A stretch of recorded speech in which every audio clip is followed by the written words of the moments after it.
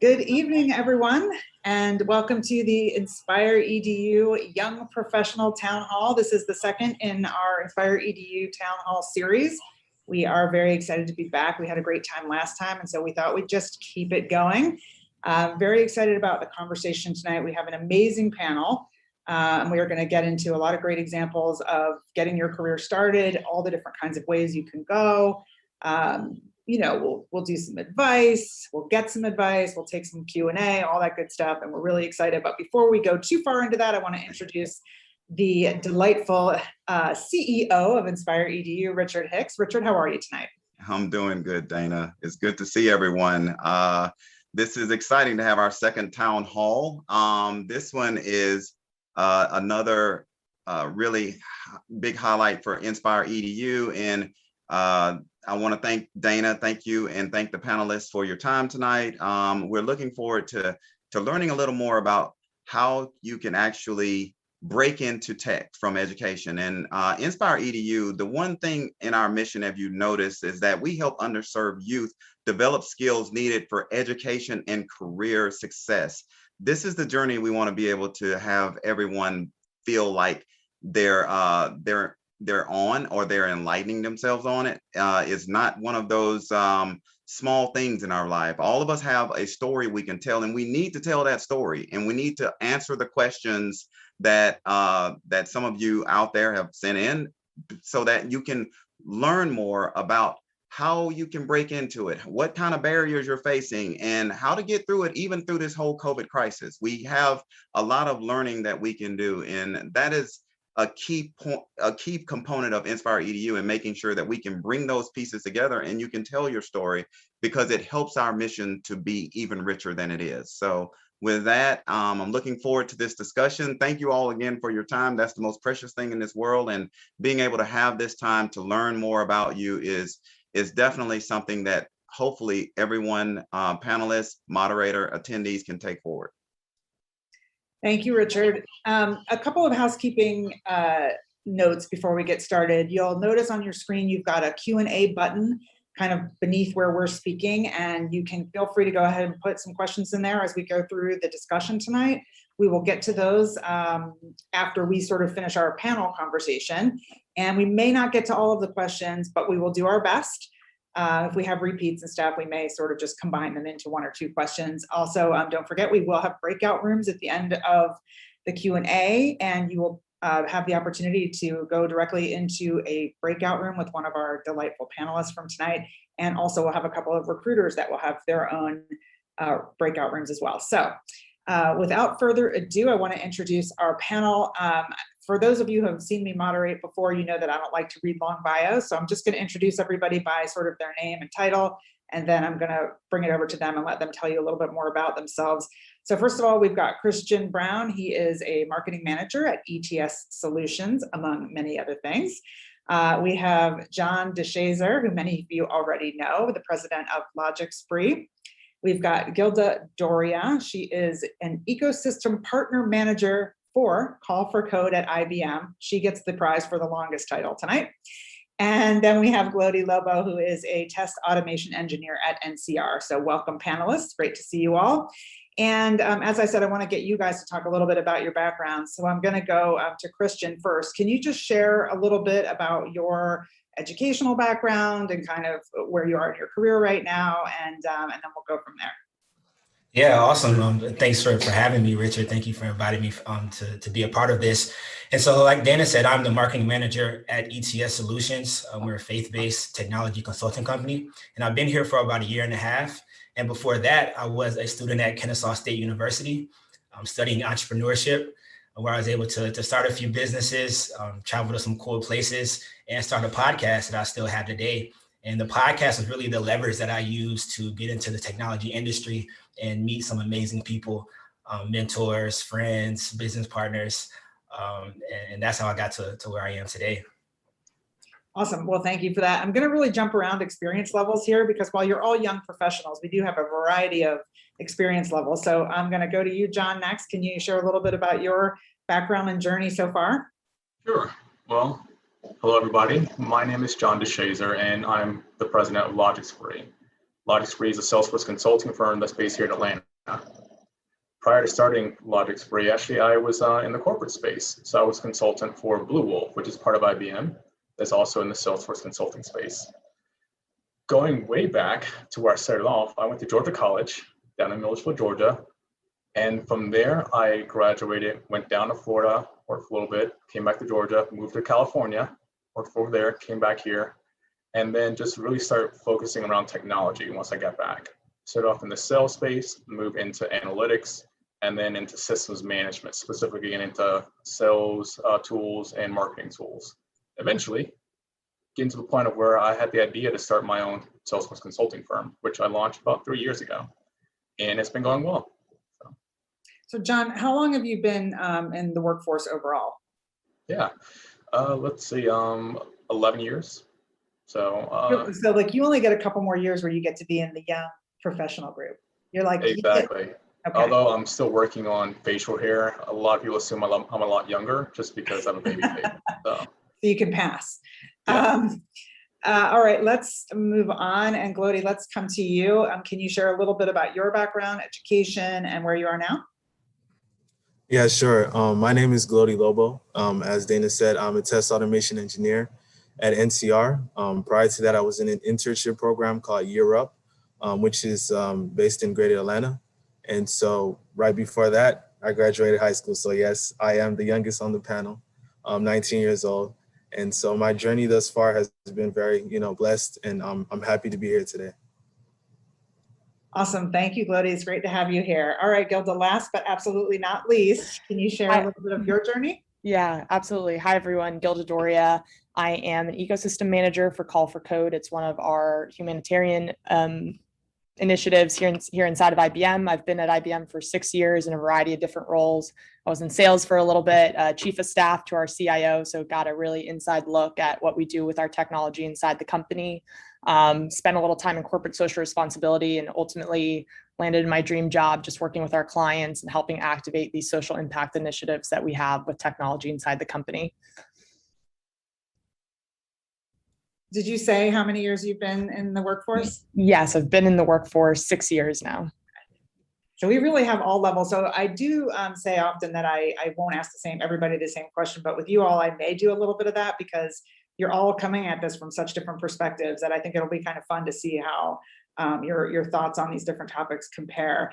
So I want to start out with sort of, growing up. I want to go kind of way back because technology has changed a ton since you guys kind of started your schooling, in the first grade to now. PCs and became more prevalent at home.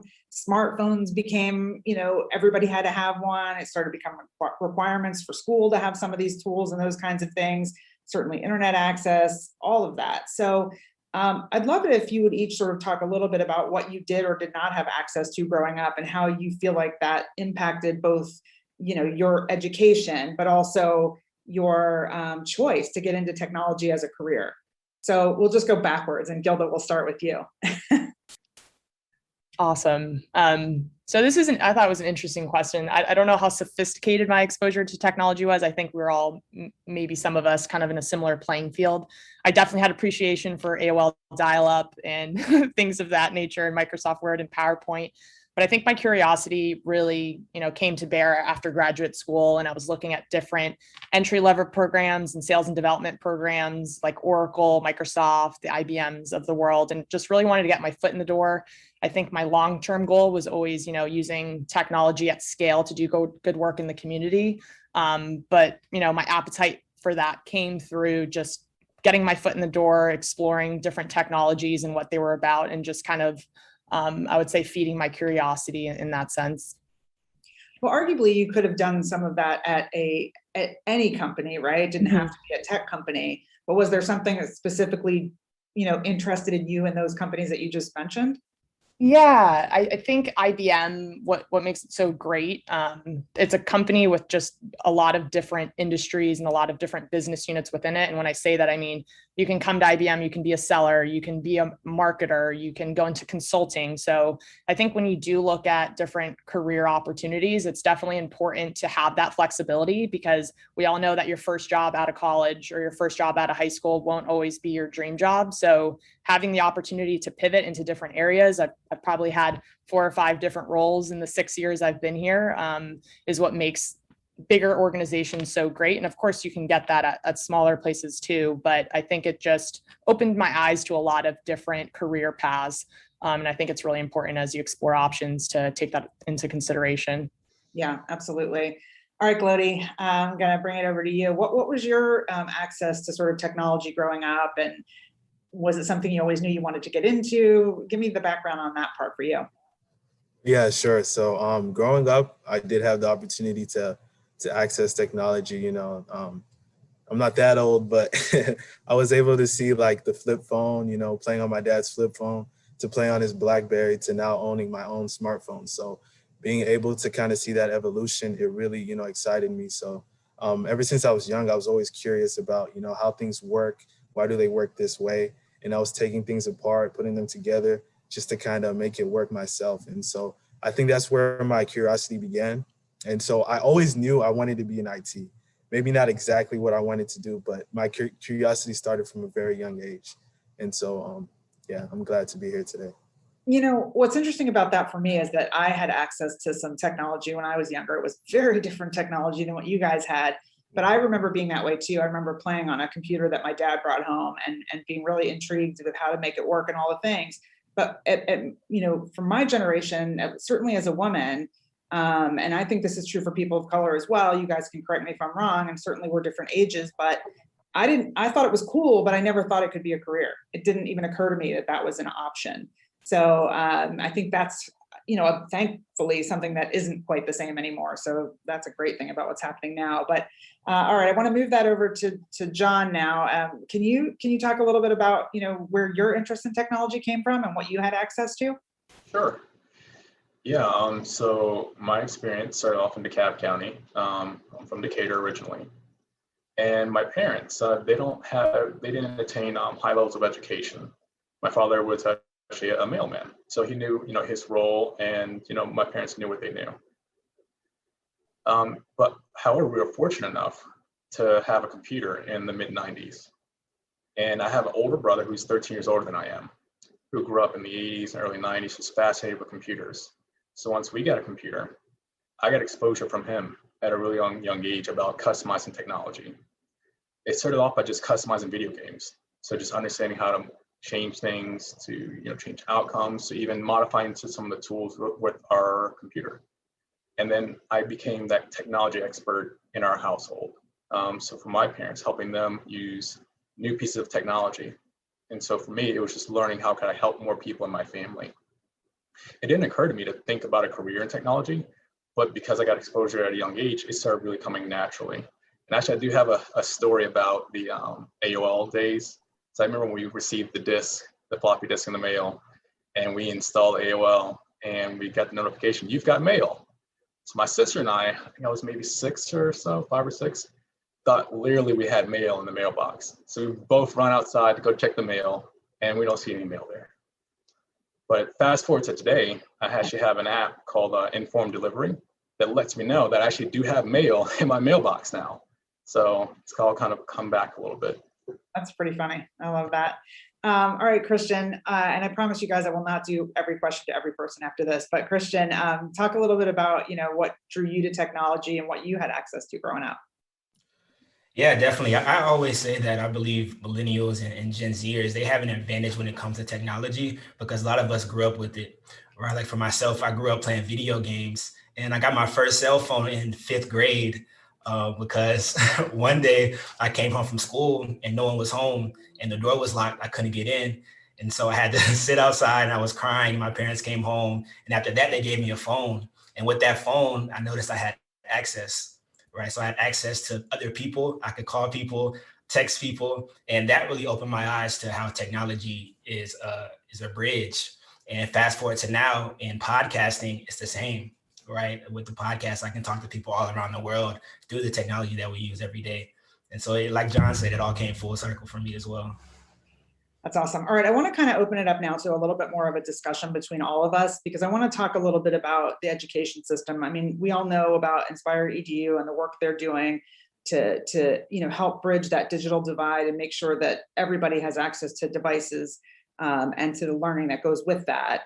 And so, looking back on not only what you had, but what you saw around you and what you saw other people lacking, or even just from the standpoint of what you were learning in school as it related to technology, or what was being presented as career opportunities. Now that you are all out in the workforce for your various numbers of years, if you could kind of go back and advise the educational system, what would you say that they need to add or change or shift to encourage more people to embrace technology and to kind of go into these careers? John, you want to go first? You're nodding.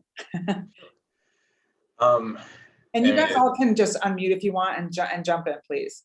Yeah, I mean, it's been a little bit since I've been in education, but if I were to go back and inform people back then, I would definitely encourage more of a formation of stronger partnerships with local and regional employers to really understand some of the current and even projected future needs as far as opportunities. Because I think there's a gap in terms of understanding what opportunities are available, but then also understanding what's needed to get those opportunities, what skills or what type of experiences that you would need to pursue them. But first, you need to understand that there's opportunity there. Because like just looking back to, say, my days in college or even in high school, the careers that are available today and that are relevant, I was not aware of. And it was, part of it was lack of exposure. Yeah.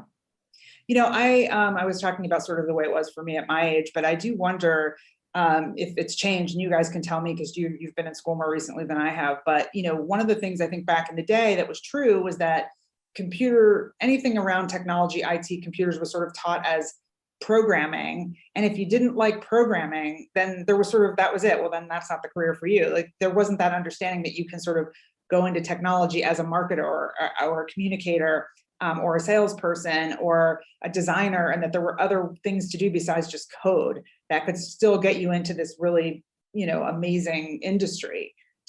How was that for you all when you were in school? Anybody jump in? Yeah, I'll speak here. It was similar for me when I was in college. I was interested at first in an information systems degree, but when I thought of that and when I talked to people about it, it was all about security, cybersecurity, and protection. And that stuff didn't sound cool to me, right? I didn't know about the emerging technology. I didn't know about artificial intelligence, Internet of Things, but it was all there at the time. I just didn't know. I wasn't aware. Yeah. What do you think, Ilka? How did you feel about that? Because you said you didn't even really realize it was something you were interested in until after grad school. Yeah, I think the opportunities came when I was just looking at like jobs, but in college in particular, I went to a liberal arts school, so it was very different in terms of what I was majoring in, what I was getting exposed to. But to your previous question, Dana, I would say just marrying industry, the government, and education, like bringing us all together. It's a plug for IBM, but we do a lot of work within PTech, which is like our STEM pathway. High school students get the opportunity to, get their high school diploma, associate's degree, as well as get an internship opportunity and be the first in line to interview for internships at industry partners.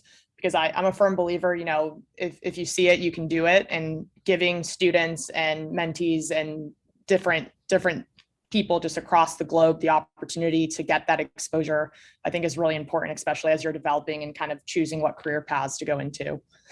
Yeah, so it's almost like I think I hear, John, you were saying something similar. So the whole idea of getting corporations and people who are already in these fields involved earlier and sort of cross-pollinating as much as possible with kids in the educational system and teachers too, of course. Glody, you're the closest to being out of school. What would you say? Yeah, sure. So I remember when I graduated high school, actually all throughout high school, I told myself I'm going to be a developer, because all throughout high school, they geared us to, coding, that was a big thing. And that's all they fed to us. and we really didn't know anything else in the IT world besides coding. So once I graduated, I asked myself, do I really want to be, a software developer? Is that what I want to do? Sit for 8 hours and just write languages? And then it occurred to me, like, back to the kind of like the educational system question. I feel like, if there was more opportunities where students could actually experience, what it is to fill that role, then maybe they'll understand better what they're looking for and, what they want as a career. So definitely. Yeah. There's, John, go ahead. I was going to say there's one thing I just want to chime in on as well, and you hit on this as a little bit earlier, is shifting our mindset that everything is, say, specifically around, say, development, software development and customization. As we progress into the future, a lot of careers are just more so technology enabled. So, dealing with marketing, sales, accounting, all of these different areas involve some use of software or technology. And someone needs to either develop that technology or understand how to utilize it. So any career in the future is going to be touching technology. And that's the kind of exposure I think also needs to be upfront in the education system, getting people accustomed to leveraging technology. Yeah, I mean, one of the questions we had on our sort of, predetermined list that we were kind of working off of together was about sort of if you're not really passionate about technology. And I think what that really meant is if you're not passionate about coding, or even, the hardware, right? If you're not passionate about technology itself, but you're sort of wanting to be at a company that has really great opportunities, like Gilda was talking about, or one that aligns with how your personal mission, or those kinds of things. And a lot of technology companies do those things. There is a place for you, right? I mean, that's what you're kind of getting at, I think. Yeah. Yeah, exactly. Like with Christian, he works in marketing for a technology company. And it's understanding the role of technology in not only like our world and in our economy, but also in specifically what you're going to be doing day to day in your role. Just understanding that impact of technology. Yeah, I want to jump over to you, Christian, and change gears a little bit, because I was reading your bio and you had a lot of really powerful stuff in there about sort of your sort of bigger vision in terms of what you want to see in the world and what you want to be in the world, right? And then you also have this career, and they sort of are going hand in hand. But I was just sort of curious about how you're sort of marrying those two trajectories. Maybe you could explain to everybody what I'm talking about. You mentioned the podcast already, but I know you've done some traveling and some writing. So maybe give us a little part of that part of your history and just sort of talk about those sort of paths together. Yeah, definitely. So while I was in college, after a few rough years of not having any purpose, not having any direction, I took a year off and I was able to travel. And through traveling, my eyes opened to the wealth gap that there is in the world, not just between, in America with like Black people, but also like in Africa, right? And I was really inspired by that. I was inspired by that because I read a stat that said African Americans own less than 1% of the wealth in America, right? And that alone really just ignited a fire inside of me. And I started to question how I can help. And so I know technology is the future, right? Like everyone says. And so I knew that there was a way to get into this industry and begin to build, right? But build partnerships, like I mentioned earlier, build connections and build allies. Because no one person can change something by themselves. It takes a community and it takes a network. And so that's kind of my vision for why I'm in this industry, so I can connect with people and also learn about what I can do to help push the needle forward. Yeah, I love that. I want to let's stay on this idea of connection for a minute and talk about networking and connection, and dare I say it, COVID, because we all just came through this, over a year of sort of not networking in the traditional sense. And, for a lot of us in our careers, the ability to meet people at sort of casual networking get-togethers and, have a cocktail with somebody and, clink glasses and trade cards and all the old school stuff is how we made those connections and moved ahead. So I just am curious if you guys feel like this past year has really slowed your careers down at all, or if it really didn't have an impact. Were you able to sort of still make connections over, at events like this over Zoom? Like, just give me a little bit of sense of how you've felt about this. Gilda, we haven't heard you in a little bit, so I'll go to you on that. Yeah, I think that's a great question. It's definitely difficult. I think a lot of people are going through Zoom fatigue. I hate saying it, but it's true. I don't think necessarily slowing down. I think I've just been a lot more intentional with the meetings I've been scheduling. So if I am meeting with a mentor, I'm not just, casually catching up. I'm making sure I have like a set agenda. What do we want to accomplish? What are some goals that I want to get done for the quarter or for, the first half of the year? But I think it's just, with anything in life, it's just having your goals, being self-disciplined and making sure you're still making the time, even when you are tired, to still make those connections, even if it is just to catch up on certain topics that you want to cover with someone in your company. I have been doing a lot more proactively in terms of LinkedIn. If there's someone who has like an interesting career path that I'm fascinated by or want to learn more about, setting up some time with them and always reaching out for 15 minutes, but also, adding value to their conversation. If there's anything I can connect them with back inside of IBM. Everyone says it, but your network really is your net worth. So I think just being intentional and setting up the time, even when you don't really feel like doing it, is super important. Yeah. I mean, I feel like you of the group, you kind of have a little bit of an advantage maybe because you're at a bigger company and you've been at this for a little while. So I'm going to bring it over to Glody because this is like, you're the newest at all of this. And you kind of, right as you're starting, you get stuck with this year of craziness that no one could have ever anticipated. So how was it for you? And what are you looking forward to in the next year? Yeah, sure. I wouldn't say my career slowed down, but I will say, there was a moment of getting a little comfortable, especially, you can work from your bed, just have half a suit on, you have shorts under, in a Zoom call. So you definitely, there's a little bit of, getting too comfortable. As soon as the office opened back up for us, I took that opportunity to come in and be here every day because you get a sense of more, you're more focused, you kind of remember your goals better and you go at it 100%. So, it has been a crazy year, but you just kind of have to remember, what am I here for? What am I doing? And so you keep going. Yeah, absolutely. I want to stick with you for a second, Glody, because one of the other questions we had on our sort of predetermined list, which I've already gone way off the rails about, but was about sort of habits that you might have formed that or wish you had maybe that have been the most helpful to you so far in your career. So is there anything in this first, couple of years for you with the internship and then now where you've really felt like this one habit, whether it's making your bed or, whatever it is there anything that you've been doing that's really been helpful to you that you think might be helpful to others?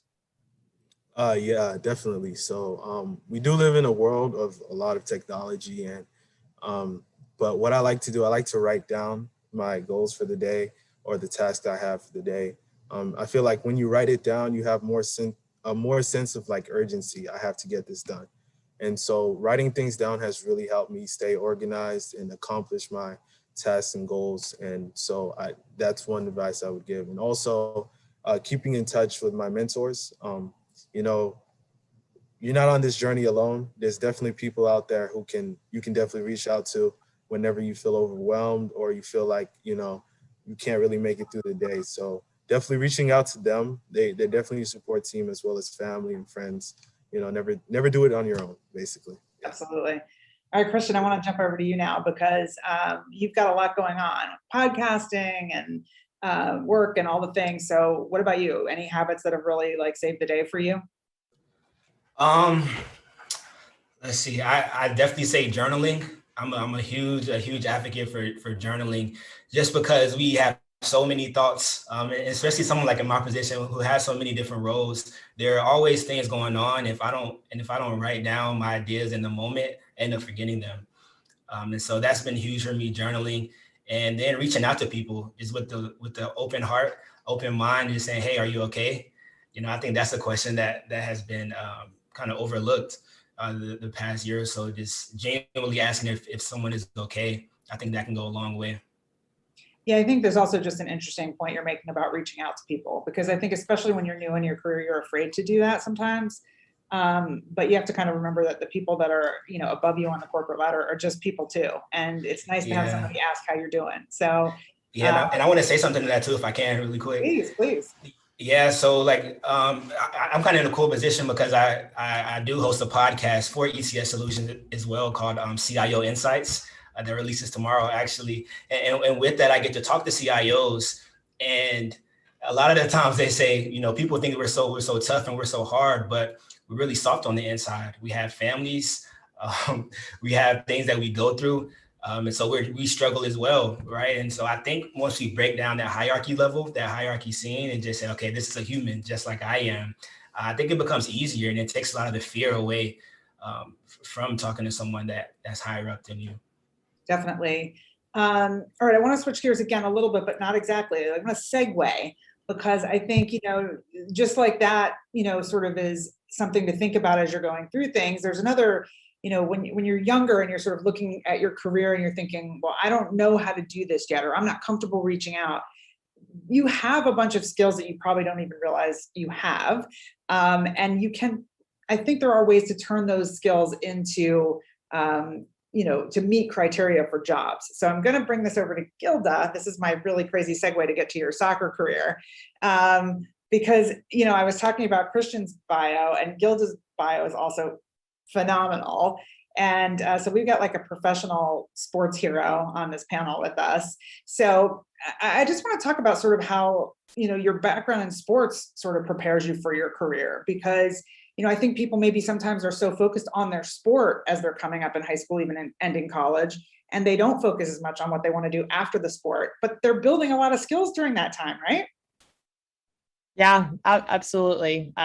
Still play soccer to this day, or try to at least, but no, I think sports was a big part of my life, just in terms of like team camaraderie, self-discipline, work ethic, learning to interact with different personalities and trying to, you know, get the job done and execute on it.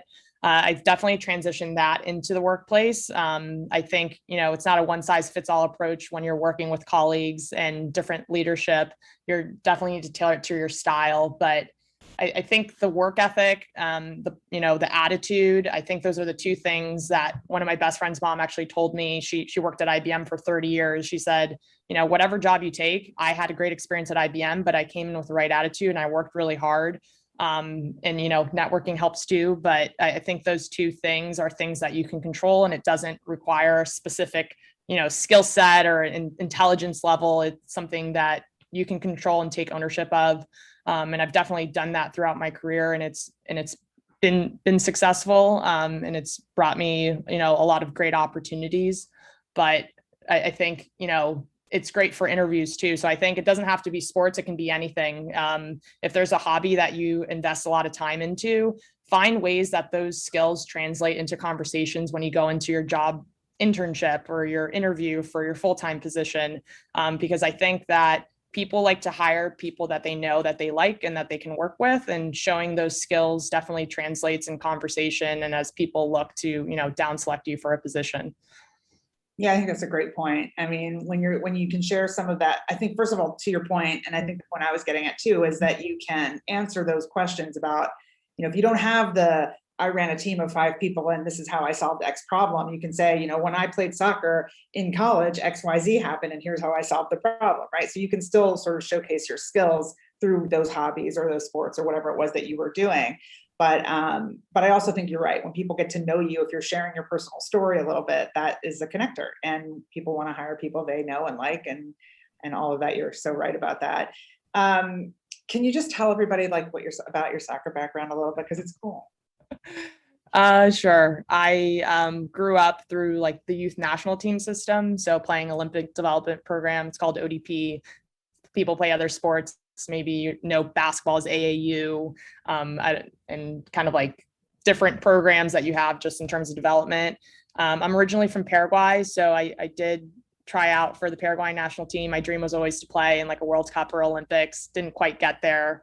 But, you know, different opportunities opened up. I'm a huge advocate for women in tech. I think that I had an experience that didn't land me into my dream in terms of playing at the highest level in professional soccer. But I think that, you know, pivoting into this and translating those skills into what I do now was still a win for me. I think it took me some time in terms of accepting that. but I found new interests and new hobbies within the company, similar people with similar mindsets, and different kind of business resource groups within the company to kind of give me that same type of satisfaction now. But and I also played in college at Duke, and that was a great experience as well. And now playing a little bit of semi-pro in Rhode Island. So if anyone follows the WPSL or wants to follow us on Twitter, we need all the fans we can get. I love it. You're so modest. John, I want to bring it over to you and just talk a little bit more about the interviewing process. And, as people are getting into their careers and starting to have to deal with answering some of these questions, and, what's been your experience? What's like the biggest mistake you ever made in an interview? What's the best thing you ever did? Well, Not to put you on the spot at all. yeah, I can say the worst thing, at least the thing that stands out, though, the greatest lesson that I had. I just came back to Georgia from California. I was interviewing for a sales role. And I went in for the interview, prepared for it, and I was only prepared to meet with one person. While I was there, though, they had me meet with 4 people, including the leader of the company, the president of the company. So by the time I reached the president of the company, most of my questions had been answered. I'd ask my questions, they answer them. So when he asked me, "So do you have any questions for me?" I said, "No, everyone's already answered my questions." And then he just looked at me and leaned forward and said, "I don't know that they've answered those questions. You could just ask me the same questions. What that shows is that, that you're engaged in this conversation, that you have an interest, and you want to learn more." And that was his way of telling me, 1, I didn't get the job. 2, here's advice for the future. So if you're ever in this scenario again, just ask the questions. So that was probably just the biggest lesson I learned in terms of interviewing. That's a great lesson. So here's another one. I just want to ask you about this, because since you're bringing up the questions at the end of the interview, I think everyone at any age has been through that. So do you have any questions for me? And you're always told you better have some questions, right? So like, what's the absolute wrong question to ask? Anybody can jump in if you have one. Like, especially early in the career, how much does it pay? That's probably just, it's just taboo. Although I think it's fair to, if you're going in for a role and understanding what you're in for, what's your stake in it, but it's also just something that's just taboo. So a lot of people, don't know how to kind of really approach that type of question and engaging with an employer, especially the first conversations. so what would you say is the best thing to do to kind of wait until you get to the second conversation with them, where they're coming back, maybe making the offer, and then you can ask more about that? Is that the way to do it? Whoever initiates the conversation, typically like if it's a recruiter, or let's say if it's hiring manager via email, just asking for, a pay range. So it's not locking them down to a specific answer, but it's also room for negotiation. Yeah, absolutely. All right, so I want to get some more advice for our, first of all, I just want to remind everybody watching that you can ask questions by clicking that Q&A button on your screen. We are going to get to the Q&A pretty quickly, so feel free to put those in, and they can be direct questions for any of our panelists or group questions for everybody. Whatever you've got would be great. But while we're wrapping up our panel side of the discussion, I do want to get you guys to all sort of give some advice to people that are, in our audience about, really whatever you want, but about, moving forward in their careers in technology. So I saw Christian smiling, so I'm gonna go to you, Christian. What do you think? Yes, right. Yeah. Yep. So I promised my audience that I would give 3 secrets to thriving in the tech industry, and really industry. But these are it. And these are personality traits that I feel like will set you ahead of others. And the first one is just a willingness to learn, right? Ask questions, show up to places where you may not even provide value, but by being in certain environments, you can get opportunities. And the second one is a positive mindset. I think if you were to ask my team, what's my strongest suit, I think they would say that, a positive mindset. And that's just the optimism that something positive can always happen, wherever you are. And the last one is work ethic. And if you can work hard, if you're a hard worker, that'll put you ahead in life. And so I wanted to give those 3 things. Yep. So 2 people now have said work hard. So I guess we should work hard. I'll say that I want to chime in with that as well. Working hard, I think, is extremely important. And Christian, you also hit, I think, a number of you have also hit on your network as far as, access opportunity. So it's not only just working hard, but making sure that people are aware that you work hard, and that you're good at your role. Because you can be the hardest worker in the room, but if no one knows it, the opportunity goes to the people who are, who are visible. So that's one thing I learned early in my career, to be okay with being uncomfortable and going into environments that normally I would have shied away from. But that was the door to opportunity in meeting people who, and in turn, open doors. Yeah, absolutely. All right, Glody, I know it's early still in your career, but talk to me about what advice you might give. Yeah, so I get this question a lot, and the best advice I can give like someone early on in their career is to always ask questions. I remember when I was starting here at NCR, I started as an intern in my role, and I was always pushing myself like really hard to be perfect. And, that's not realistic. You can't always be perfect. But I was pushing myself to try to be perfect, no room for mistakes. So this also meant that like I tried to figure things out on my own, just to prove that I could handle, anything thrown my way. But especially as an intern, they understand that you won't know everything. So it's better, to ask questions. So you're clear on the assignment, you're clear on the task, you're able to produce something with quality results. So that's the biggest advice I can give, to always ask questions and be clear on what it is you're asked to do. Yeah, absolutely. Speaking of asking questions, I don't think we've gotten too many questions from the audience yet. So you guys take Glody's advice and give our panelists some questions. Otherwise, you're going to have to continue to listen to me asking questions for a little while longer. I do have one question from Jen. She wants to know how you guys are balancing kind of work and life. This is something we hear a lot about.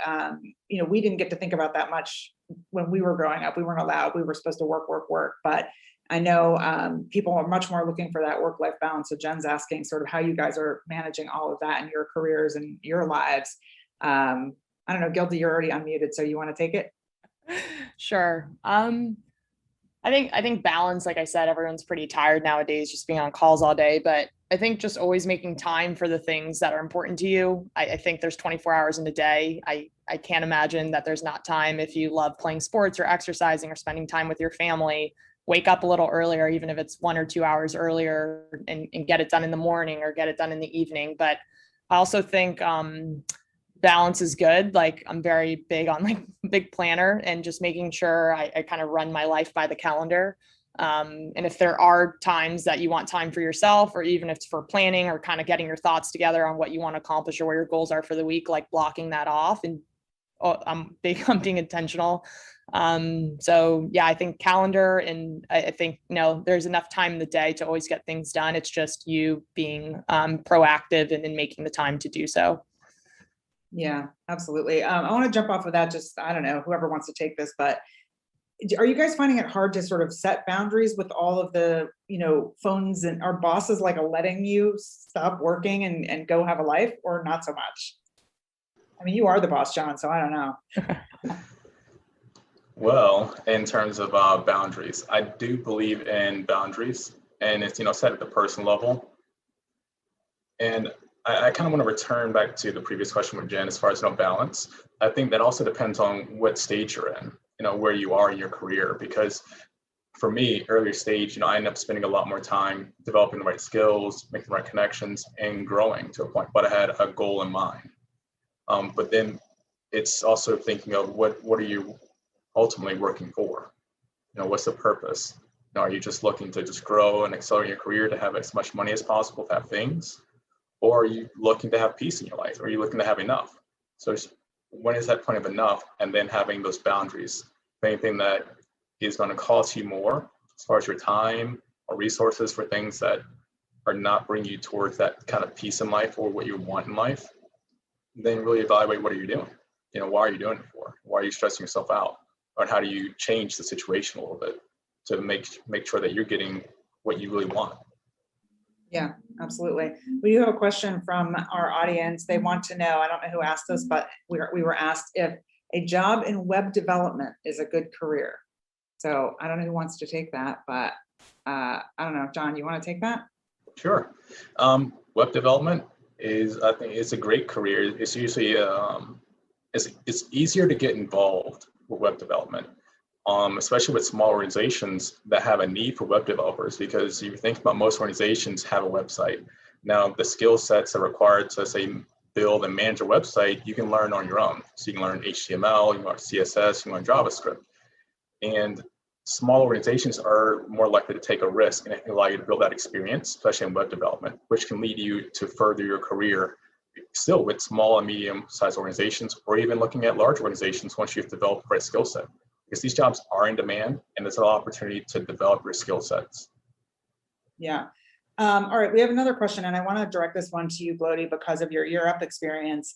But this question says, regarding developing skills and perfecting your craft, do you have any advice on higher education because the cost is so high?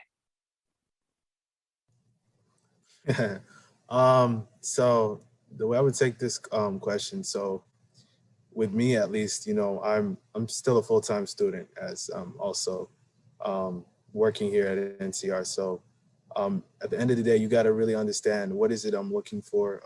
What direction do I want to go in? Do I want a degree? If I get a degree, what is the benefit of getting a degree?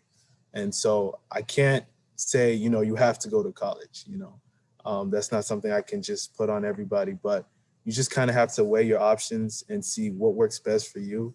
And kind of to go back to that web development question, whatever it is you want to do, you also have to enjoy what you do. So whether or not the pay is good or not, if you don't really enjoy it, how long will you last there? And so that's all just things you got to think about when asking yourself these questions.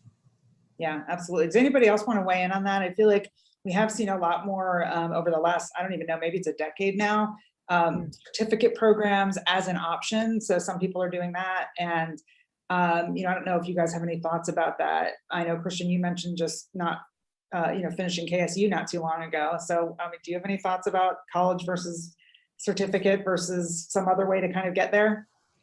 Yeah, I do have some advice, but I would say to invest in personal development. One of the first investments I made once I got my full-time job was a business coach / life coach to help me and also give me accountability, right? Because I think one of the big hurdles to get over is accountability and actually not procrastinating and doing, what you want to do. So that would be my advice: invest in personal development, whether that be investing in a course, like an online course, or a business coach or a life coach. There's a great website called mymentor.life that has like hundreds of coaches on there, and I use it myself. So that may be a good direction. All right, well, we're pretty much running out of time anyway, but I did want to ask one more question that we had on our original list. Because I was reading an article about this today, but we had a question on there about sort of the skills gap. And I'm sure if you put the news on, and you hear a lot about the skills gap in America right now, and how there's tons of people unemployed, and then there's also tons of open jobs, and employers are sort of complaining that they can't find people with the skills to meet the jobs they have. And so I'm just wondering if you guys have thoughts, and Richard, you can weigh in on this too. Richard came back in to join us to help me kind of close things out. But, I just wonder if anybody has thoughts about sort of, what we need to do as a country to sort of close some of the skills gap, or if it really is true, does it really exist? Because I'll tell you from my perspective, one of the things I find is that if you've ever been somebody who's looking for a job and you hear about a skills gap, you're like, well, hold on a second, I have all the skills and they didn't hire me. So what's up? So I think there's a bunch of things going on here. There may be somewhat of a skills gap, but I also think there's an opportunity sort of misfire. I think people don't know that they have the skills to meet certain jobs, or they only need one or two other things and they might be able to take that job. Maybe corporations could do more to do training. So I have a lot of thoughts about this, but it's your panel. So, and again, I feel like Gilda, like you're making a face on this one. So I'm gonna go to you. The beauty of Zoom. I can see. I mean, I don't have the perfect answer in terms of how we're gonna, solve this complex challenge. But I think back to your earlier question of, what's the best piece of advice I can give? I think the best way to get experience is by doing. So a lot of different corporations have different opportunities. I'm currently on the call for Code Team, so you can basically come in and submit an innovative idea to solve a complex challenge. And in the process, you can do a lot of skills building. So a lot of coding, a lot of development work, and you can get that hands-on experience. So I think, although we can't solve it right now today, if you are looking for different skills and to, beef up your resume, I think looking at different corporations, looking at research, different hackathons you can join, different certificates you can get through Coursera, and be proactive in that sense to kind of connect the dots into the missing skills gaps that you have. Because I agree, I think there's some statistic out there that by 2022, 42% of jobs are going to change. And, IBM emphasizes new collar jobs. So basically specific skill sets that you can use. You don't need a specific education, but it's really honing in on those skills and developing them. So I think any hands-on experience you can get through different corporations or different opportunities that are out there, I think will help alleviate some of those pain points. Yeah, absolutely. Anybody else want to weigh in on the skills gap question before we wrap up? I have a few thoughts on that as well. And actually goes back to earlier part of our conversation with education systems partnering with employers and tech governments as well, and really making sure that the right skills and educations that's being invested in is aligned with economic needs. Essentially, having employers really invest in their future workforce pipeline, because again, we're going to end up with gaps unless those skill sets are being developed. So there's a vested interest for organizations to work with education, develop the right skills, so they'll have the right skills and labor for the workforce. But then there's also a lot of other issues as well. One conversation I've had over the past year with other organizations is, say specifically like with Black talent, for example. And it's not necessarily that Black talent isn't available. It's just that what are your recruiting tactics? What's your strategy? How are you engaging with people? Because of all places, say Atlanta, with a high proportion of Black citizens, there shouldn't necessarily be a challenge of finding Black talent. Now, in terms of developing talent, as far as again, partnering with education systems to make sure we're developing the right skill sets for these employers as well. So it's not that there's not people available. It's just are we partnering to, one, develop the right skills, two, find them as well, and make sure that these environments or these opportunities are available. And then I have one other thought related to this, because the skills gap or the labor gap that a lot of people are discussing right now, I think also is an economic issue in terms of pay. And it's less of there aren't people out there to work, it's just are people willing to work for, say, lower wages for complex things. So I think it's also just a discussion on what are we doing in supporting the needs of people and making sure that pay is actually, or work is worth working for. Yeah, well, and I think too, one of the things that's going to inevitably happen if companies can't find the talent they need, it's supply and demand, right? They're going to have to work harder to do that. So they will start to do some of those programs and or hire people that have a portion of the skills they want and train them to do the rest, which is what they're going to have to do if they can't find them. So hopefully they'll start doing that sooner rather than later. All right, I don't want to have the last word necessarily of the panel. So if anybody has anything else they want to share, now's the time. And then I'm going to bring it back to Richard here in just a second. So Christian, Glody. Yeah, I'll say one thing. Great points, John. I love that you said that. And speaking on that, me and John did a podcast episode on your Visionary podcast, episode number 38, economic development and technology. So go check that out if you want to hear more from myself and more from John. And that's all. Marketing guy, I like it. Glody, you got anything before we close it out?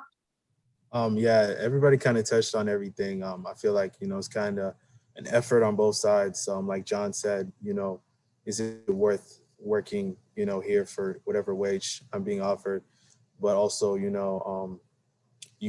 also have to, be confident in yourself to actually go out and seek a position that you maybe didn't think was fit for you. Trying something, you never know, you could be really good at it. So I feel like it's something on both ends that needs to kind of be figured out, work together on that. Awesome. Well, thank you guys so much. I want to thank you guys. I wish we had a room full of people that you could hear applauding for you right now, because I'm sure they all are in their homes. John, Christian, Glody, Gilda, thank you guys so much. Richard, I'm going to bring you back. Do you have any thoughts about the panel that you want to talk about? Yeah, seeing each of you talk about your stories and just hearing how, you've persevered and how you've given this knowledge out here. I'm going to share a little bit about, my background is in technology. It was not a nonprofit in any of these other things. And going to your discussion, Dana, about companies making the investment, where I am now is completely different than the road that, someone's on, but that don't mean that they're not talented. So to John's point is that you have to invest in people, but you also have to believe in people, believe that people will adapt. I think the world sometimes wants this perfect employee to come in there through the door, ready to hit the ground running. We all think about it from that standpoint, but what we need to do is give people a chance. Nothing beats them trying. They want to try. And I love that the quote from Maya Angelou, nothing beats a try. Give them the opportunity to try, to learn and adapt, because you would be surprised what a person can do when they're challenged or when they're through the door. It doesn't have to sit out there in space, all these jobs. They can actually look at some of the folks that are here and give them the chance to see whether they can do it or not. Even if their resume doesn't scream towards it, there's an opportunity for you to actually allow someone to develop. We're always developing our minds, and each and every one of you are extremely successful, but you didn't start out like that. You started out, trying to figure out 2 + 2, and then you finally worked your way up the ladder. And I think somewhere along the line, we've got to get that sort of fire back where we can allow people to continue to work up the ladder and be able to find that sort of extra development that takes them on to their next journey. And we as a society have to do that. I think we as a human race need to do that. It's not something that needs to stop when we're trying to grow our community. And some of the things, when we stop growing, you start seeing failures, or not failures, but you start seeing setbacks. Things like graduation rates and things like those sort of domino effects. All of this forms a simian circle. These things are not anomalies. These are things where you have to make the investment in order to see things be successful. So with that, I'm going to get off my soapbox because I can continue going to the wee hours of the night with this. So I know you all want to have dinner at some point, but I really appreciate your time tonight and being able to put this whole thing together. This is something that Inspiredu is going to do moving forward. We're not going to stop connecting these dots. Whether it's young professionals, seasoned professionals, and all of, we're gonna continue to have this discussion, because we can actually encourage some of this stuff to start turning the corner. We can encourage some of these companies to say, hey, these folks are having a panel on, taking a chance, investing in folks, and we can turn that sort of narrative from being so skeptical to being, hey, we're now filling these jobs with the people that can actually grow them. So thank y'all so much. And with that, I think I'll turn it back over to you, Dana. We have some breakout rooms. And yes, thank you again to our panelists. And I want to, and thank you, Richard, for chiming in. We appreciate your, everything you do for Inspiredu. I'm going to take a page out of Christian's book and do some marketing for Inspiredu right now and just say, great way to connect with the community and with CIOs and with all kinds of other great people is to be a part of Inspiredu. There's great programming all year round. You can, get back into the schools eventually and meet the kids and really see, what you're doing with the organizations having a real impact. So again, thank you, Richard. Thank you, panelists. You have an opportunity now as our audience to go meet with any one of the panelists individually in our breakout rooms, as well as a handful of wonderful recruiters that we've got for you. So if you just go to your navigation on your screen and go to the Skyview Lounge, you will see all the breakout rooms that are available. And I want to thank you again, and I hope you enjoy the breakout rooms. Thanks, everybody.